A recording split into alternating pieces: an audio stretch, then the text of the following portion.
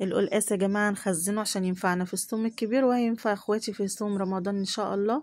الشهر كله بإذن الله هينفعك، هتطلعي وتعملي منه على طول جاهز كده، وطريقته حلوة وسهلة وبسيطة. ويلا الحقوا خزنوه قبل ما الموسم بتاعه يخلص. اليومين دول يا جماعة القلقاس جميل جدا وعامل زي الزبدة بالظبط، انا عملت منه حلو قوي. فانتهز الفرصة يلا وخزنيه وهينفعك ان شاء الله، هينفعنا. كل سنة وانتم طيبين جميعا، يا رب الأعياد كلها دايما كده تبقى مع بعض. ازيكم عاملين ايه؟ يا رب تكونوا بألف خير. يلا بقى قولوا لي، خزنتوا القلقاس ولا لسه؟ انا عن نفسي لسه ما خزنتهوش، وهخزنه دلوقتي معاكم النهارده. جبت حوالي 4 كيلو من القلقاس زي ما احنا شايفين كده. دول طلعوا 3 وحدات اهم. بس عايزه اقول لكم بقى بجد، يعني انا عملته القلقاس ده تحفه يا جماعه. يعني بصوا الفتره الجايه مش هيبقى بالحلاوه دي، فانتي الحقي بقى وخزني لي من دول. تمام كده. دلوقتي انا هجيب القلقاسية كده واقطعها وبعدين هقشرها، لان بصراحة يعني انا جربت الطريقتين ولقيت دي الاسهل ان انتي تقطعيها الاول بعدين تقشريها، علشان اصلا كفاية عليكي تقطيع، وهو كمان بيتزحلق بقى بعد ما بتقشريه. فانتي قطعيه الاول وبعدين هنقشره اهو. بصوا هيبقى سهل جدا بالنسبة لنا واحنا بنقشره كده، مش هيقعد يتزحلق مننا. نقي القلقاسية كده تكون وسط كده وحلوة، والقلقاس ده جميل جدا يا جماعة. بصوا صابح كده وجميل، وحتى السلق بتاعه والخضرة برضو فريش كده وحلوين. خلاص كده يا جماعة، انا بعد ما قطعته هبتدي بقى اقشره، وهراعي ان كل واحدة تفضل لوحدها كده مع بعض، عشان هي بصراحة البياعة قالت لي ان هو هيستوي كله مع بعض حتى لو خلطته على بعض. بس انا برضو انا بحب اخلي كل واحدة اطبخها لوحدها كده، علشان ما تبقاش واحدة ناشفة وواحدة لسه، يعني واحدة استوت وواحدة ما استوتش. تمام كده. ودلوقتي هحط دي في طبق لوحدها، وكل واحدة من التانيين في طبق لوحدها، واقطعه عادي كده زي ما احنا بنعمله.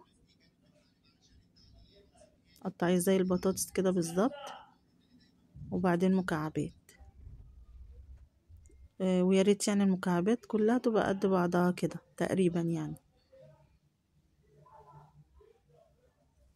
خلاص كده يا جماعة، هقطعه كله بنفس الطريقة، وبعدين بقى هنرش عليه ملح، هنعصر عليه ليمونة،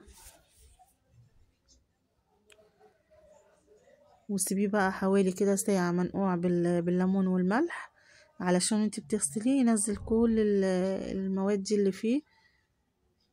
الزفلطة دي يا جماعة اللي بتبقى فيه ديت هتروح خالص اول ما تغسليه. تمام كده. ادي كده اول واحدة عملناها ورشنا لها الملح والليمون. خلاص كده بقى هنسيبها تتنقع براحتها، بس ما تكتريش الملح، عشان انا زي ما قلت قبل كده ان الملح برضو بيحيق القلقاسية ذات نفسها من جوه. هو مش بنقعه بس عشان ننضفه بيه، لا هو الملح بيخش جوه القلقاس. تمام كده. وهو زي ما احنا شايفين كده عملته بالطريقة دي. ودي تاني واحدة برضو هحطها في طبق لوحدها زي ما قلت قبل كده. خلاص كده انا خلصتهم هم كلهم اهم، زي ما احنا شايفين كده، ونقعتهم بالملح وبالليمون. بعدين بقى هنقعهم حوالي ساعة. ودلوقتي غسلت الخضرة وجهزتها، نقيتها كده حلو وغسلتها غسلة كويسة. زي ما احنا شايفين الخضار ربنا يبارك يعني طازة وجميل. انا جبته بصراحة وعملته في نفس اليوم. دلوقتي هقطع الخضرة، هقطعها تقطيع عادي جدا، يعني انا كده كده اصلا هفرمها في الخلاط، بس انا بقطعها بس عشان ايه اما احطها ما تبقاش كبيرة قوي على الفرن. تمام كده.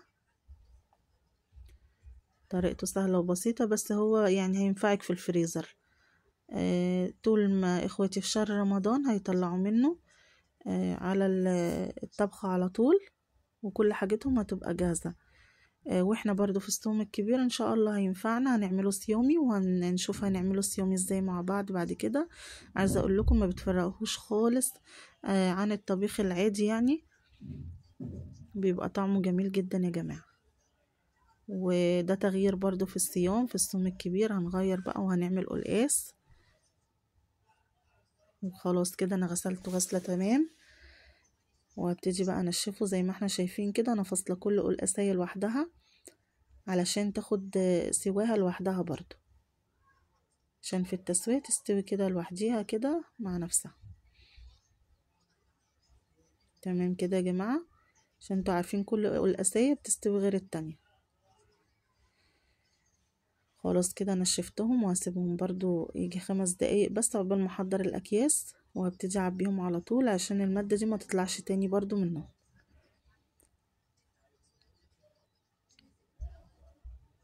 خلاص كده يا جماعة انا هعصر الخضرة. هفرم الخضرة دلوقتي زي ما احنا شايفين كده بكوباية مية بس. هفرم الخضرة دي كلها. انا جبت حوالي 5 حزم سلق و5 حزم كزبرة، وهو كده حلوين قوي على ال4 كيلو قلقاس. عايزة تزودي ماشي مفيش مشكلة برضو، الخضرة حلوة يا جماعة برضو بتديله ريحة حلوة قوي. خلاص كده انا هصفي الخضرة كويس، وبالمية برضو اللي نزلت من الخضرة دي انا هعصر تاني شفشق في الخلاط. تمام كده، يعني انا مش هحط مية تاني، ولو حطيت هحط مية بسيط جدا. يعني انا بحط المية دي عشان تساعدني ان انا ما احطش مية كتير بعد كده. حبايبي اللي وصل معايا لغاية هنا ما يبخلش عليا باللايك والاشتراك في القناة عشان يوصل لكم كل جديد يا جماعة، وعشان الفيديو يوصل لكل الناس وكله يستفيد منه. كده خلاص ده الخضرة اللي طلعت بعد ما صفيتها، ودي المية. انا ابتدي اغلي المية يا جماعة كده، يعتبر انا بغليها بس عشان لون الخضار كده يفضل محتفظ كده باللون بتاعه.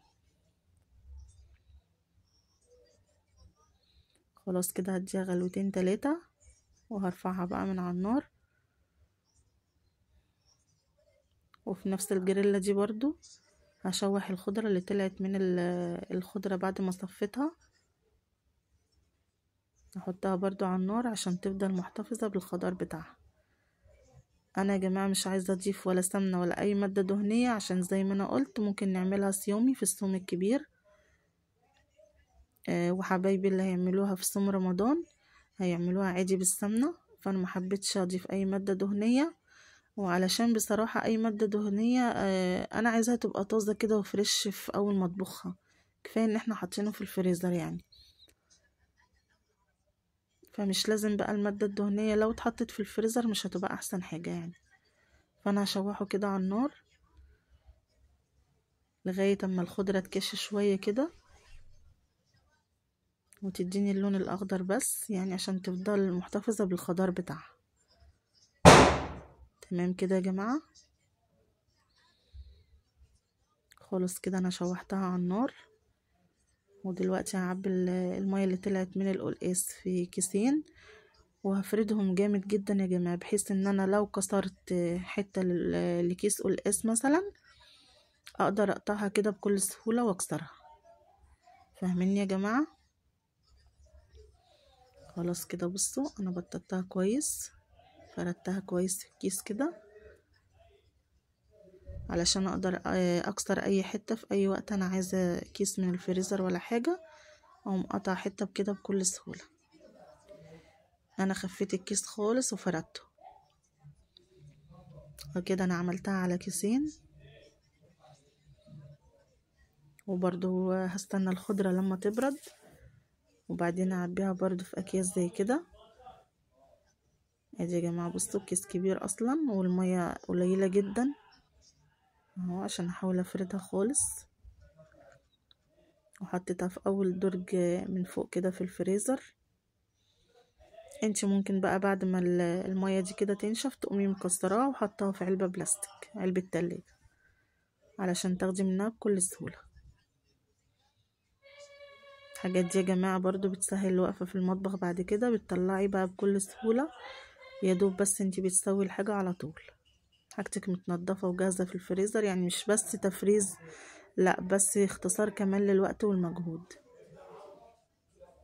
خلاص كده يا جماعه. انا اهو بصوا فردت الخضره برضو على قد ما اقدر عشان اكسر منها براحتي.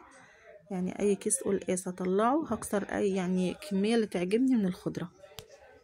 وادي يا جماعه شكل القلقاس فرزته بالطريقه الجميله دي. وحقيقي يعني هو بصراحه يعني من الخضار اللي يستاهل التفريز لان هو مش بيطول. الموسم بتاعه بيخلص بسرعه. واحلى وقت يا جماعه تخزنوا فيه القلقاس هو الوقت ده. بصراحه هاتيه دلوقتي وهيعجبك جدا.